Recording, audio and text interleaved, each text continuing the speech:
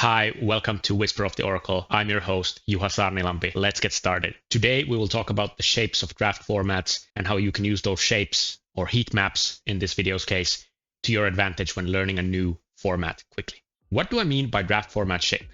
Let's take a look at heavy hitters as an example. You have warriors, you have brutes, and you have guardians, 2 of each. They share vigor between the warrior and guardian, they share agility between the warrior and brute, and they share might between the brute and the guardian. And this way you can already see a shape starts to come alive. There are some sort of Venn diagrams that are partly overlapping here, right? You can start adding more elements, sub-mechanics of the set that touch upon some of the archetypes or heroes and don't touch upon some of the others. And this can help you inform how to understand the draft format, how to understand which hero wants which cards, etc., etc. What's maybe more overdrafted, what's maybe more underdrafted as a result of this, etc. However, as you start building these Venn diagrams, they get quite messy. So instead of these Venn diagrams, what we will be using instead is heat maps. And yes, there are times when this video gets a little bit theoretical, but bear with me, there is concrete usefulness in this way of thinking. So how do we start building this heat map? Let's take a look at Welcome to Wraith as the most basic example. We have 2 axes here. On the top, we have the archetypes, or basically heroes. This is most of the time just the same as saying heroes. So the archetypes for Welcome to Wraith are Rhinar, Bravo, Katsu, and Dori.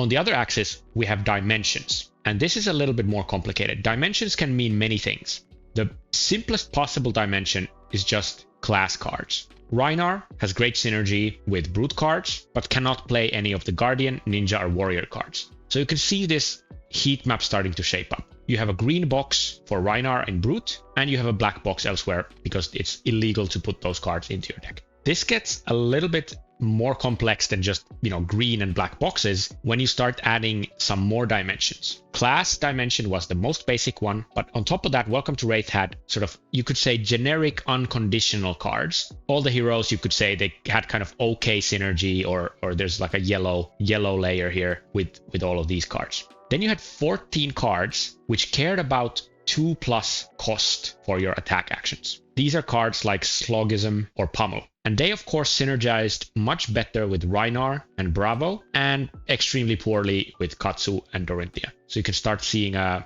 bit of a shape taking form here, although it's just in the form of a table. Finally, there were 13 cards where 0 or 1 cost attacks matter. This is cards like Razor Reflex or Snapdragon Scalers. So looking at all of this together, you have the heat map of Welcome to Wraith. You have the 4 class dimensions, then you have 3 types of dimensions for the generic cards. And what you can do with this information then is you can start looking at, if you have 205 draftable cards in the set, out of those, how many are in these pools that you're interested in. And of course, this is a very high level look at it. And at the end of the day, at the end of understanding the draft format, you need to understand every single card, probably in every single pitch color, and know whether that's good or not in a particular archetype. Let's go a little bit deeper into this thinking. An actual sub-archetype that you heard Brandon Patrick mention quite often on Arsenal Pass in Welcome to Wraith was something called Yellow Bellow. This was a Rhinar deck where you picked all the primeval bellows you could see, and you picked a ton of yellow cards and partially blue cards as well, but usually just yellow cards were enough. You didn't want too many reds. There were just times when you would draw too many reds and you couldn't block in an efficient way and still play the turn the way you wanted. So reds could really screw you in that deck, and that's why you were mostly basing it on these yellow cards and blue cards. So you could use this kind of a model to understand where there's kind of a blue ocean. There's something that the base Rhinar wants, quite a bit in their deck, but it's not their first priority. If it's your first priority, you can get a bunch of those cards quite easily. And that's how you can use this kind of a model to find these pockets. Let's take a super quick look at Tales of Aria as the next example. In Tales of Aria, you had 3 classes or 3 heroes, but each of them, you could say, had a sub-archetype. You could be the Earth Oldhim or the Ice Oldhim. You could be the Ice Lexi or the Lightning Lexi, or the Lightning Briar or the Earth Briar. And of course, the base dimensions, the class cards were pretty standard. And then you had some other dimensions. You had elemental cards. This has cards like Entwine Lightning or Entwine Earth. Then you had the Earth, Ice, and Lightning cards. And finally, you had generic equipment. Note that there were no generics in this set. And you can start finding interesting pockets in a model like this. A simple example is Ice Oldhim. Ice Oldhim wasn't really a a thing unless you pulled Winter's Wail. You probably more often wanted Earth cards. They were probably a little bit more reliable in preventing arcane damage, which killed you. So even Ice Oldhim didn't really care much for the ice cards. They were quite mopey attacks quite often, and some pumps maybe, but you more often wanted to be blocking than pumping your attacks. So if Ice Oldhim doesn't want the ice cards, then Ice Lexi has free reign over those, and many of them were very, very synergistic with Lexi because you wanted big dominated arrows with nasty on-hit effects, and that's where those ice pumps, for example, come into play. So here you could start finding these pockets which may be a little bit more free.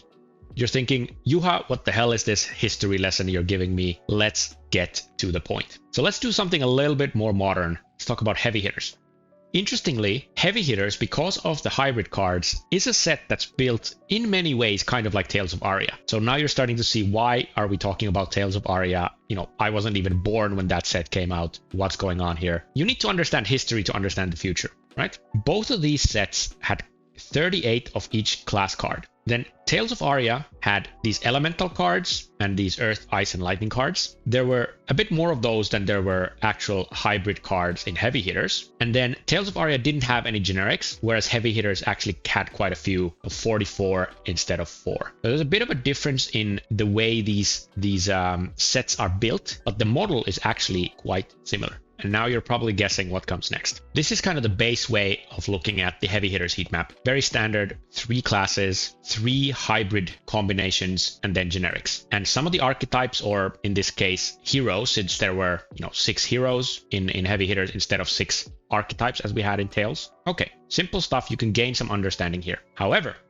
what I think is a more interesting way to look at this is you take the dimensions to be the mechanics. So you take might, agility, vigor, clash, wager, and gold. These were the mechanics of heavy hitters. And when you dive into this heat map, you start getting some very interesting findings that you can actually use in your draft early on. So first, if we look at the different tokens. Agility, everybody loves agility. KO and Rhinar, they are living and breathing it. Kasai, all the same.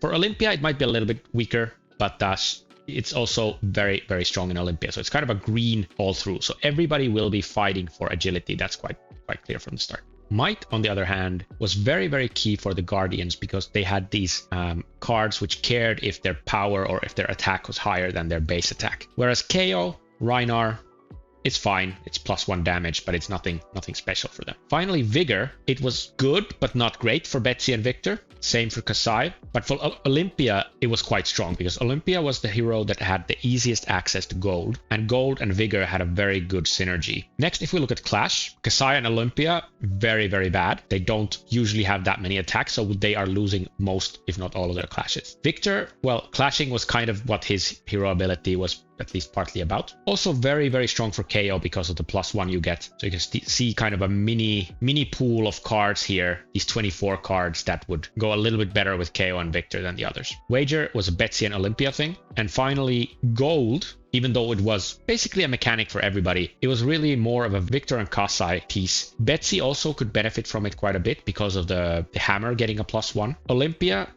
didn't really need extra gold generation, and KO and Rhinar didn't really care. So how do I use this information to make sense of the next draft format, whether it's part the Mistveil or whether it's something that comes after? Well, when we start learning more about part the Mistveil, for example, I will do these 4 things. I will first of all figure out all of the set's dimensions. This is, of course, the class cards. How many are there? What are each of the classes trying to do? This also includes not just understanding the dimensions themselves, but for example, rarity splits. So what do the commons in each of these pools do? And what do the rares in each of these pools do? What do the majestics in each of these pools do? Because you'll see much more of the commons than the others, and that will inform whether that pool of cards, whether it's a class pool or a generic pool or whatever, how is that synergizing with your archetypes. Second, I will analyze the hero synergies with these dimensions, and I will just use hero here. It could also mean archetype. We don't know yet. There could be sub-archetypes to these 3 heroes. I will use the rarity splits that I said earlier, and then other ways to figure out who benefits from what. I don't know enough about part the Mistveil yet to know much about that, but for heavy hitters, you could say, for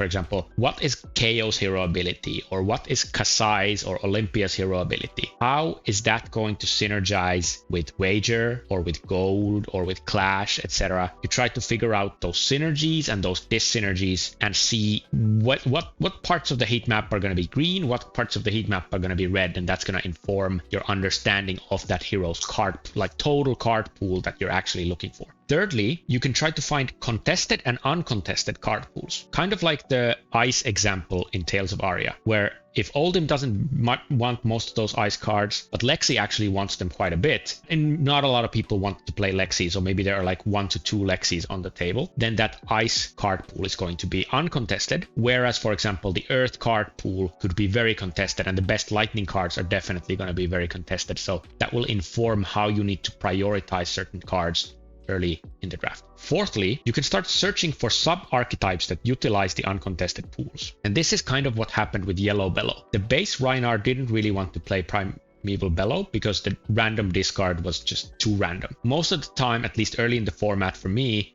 most people didn't value Primeval Bellow very much. But you can take that card, you can see, is there a sub-archetype that actually plays this card? Because I can get 5 or 6 of these if nobody else wants them. And if you can do this 4th step before everybody else, then you are going to be sitting on a gold mine for at least a short period of time when you can farm those drafts. And that's something that's very, very difficult to do in a card game, is sit on some sort of information that only you in the table have. If you like this video, please watch some more of my videos here and subscribe to the channel.